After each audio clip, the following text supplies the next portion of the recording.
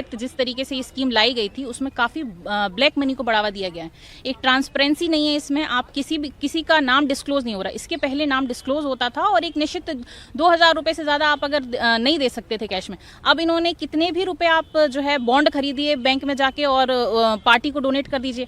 इससे ट्रांसपेरेंसी तो पूरी तरीके से खत्म हो गई और निश्चित रूप से कहीं ना कहीं डेमोक्रेसी के लिए बहुत बड़ा खतरा है। तो मैंने इसमें पिटीशन दायर करी थी कि इस स्कीम को रद्द किया जाए। It should be transparent. लेकिन सुप्रीम कोर्ट ने ये भी कहा है कि जो जानने का अधिकार है आरटीआई के तहत तो नागरिकों को मिलना ही चाहिए। निश्चित रूप से देखिए, ये तो इम्पोर्टेंट है ही। जब तक नाम डिस्क्लोज नहीं होगा तब तक काफ़ी सारे मुद्दे हैं जो सामने आएंगे और काफ़ी सारी परेशानियों को साथ लेके आएंगे। जितना भी ब्लैक मनी है या मनी लॉन्ड्रिंग है वो एक बहुत बड़ा मुद्दा है जो इस चीज़ से जुड़ सकता है इन फ्यूचर। जिसमें सुप्रीम कोर्ट ने अनुच्छेद 19 का भी हवाला दिया है कि जो 19(2) के तहत अगर रोक नहीं है तो जानने के अधिकार से नहीं रोका जाना चाहिए।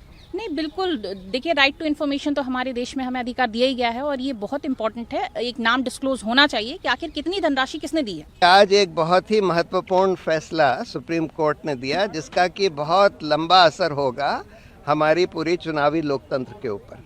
उन्होंने ये इलेक्टोरल बॉन्ड की स्कीम कॉम्प्रिहेंसिवली स्ट्राइक डाउन कर दी है, ये कहते हुए कि इसमें जो एनोनिमस एलिमेंट इन्होंने लाया कि भाई किसी को पता नहीं लगे कि भाई ये इलेक्टोरल बॉन्ड किसने खरीदे और किसको दिए, ये बिल्कुल हमारे जनता के सूचना के अधिकार के खिलाफ है, जो कि एक मौलिक अधिकार है जनता का।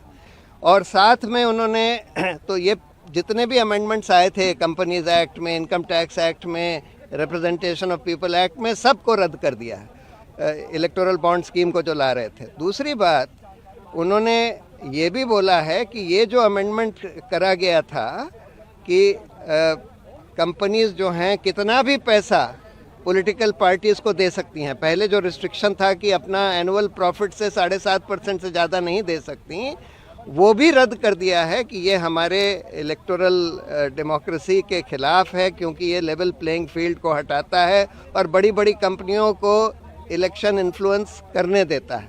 साथ में उन्होंने ये भी बोला है कि जितने भी इलेक्टोरल बॉन्ड्स खरीदे गए और जो जमा करे गए पॉलिटिकल पार्टियों ने जो अपने खातों में जमा करे, उसका पूरा ब्यौरा स्टेट बैंक ऑफ इंडिया, जिसके पास ये सारी इन्फॉर्मेशन है, वो इलेक्शन कमीशन को दे और ये पब्लिक वेबसाइट पर डाला जाए, जिससे कि जनता को पता लगे कि किसने ये इलेक्टोरल बॉन्ड्स खरीदे और किस पॉलिटिकल पार्टी को दिए। जो धनराशि जमा हुई थी इलेक्टोरल बॉन्ड से, क्या उसका खुलासा सरकार ने सुनवाई के दौरान किया?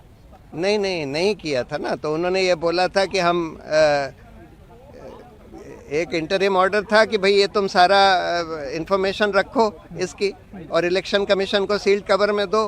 तो अब उन्होंने बोला है कि ये सारी इन्फॉर्मेशन जो है, जो अभी तक सील्ड कवर में थी, वो सारी अब पब्लिक करी जाएगी और एक पब्लिक वेबसाइट पर डाली जाएगी।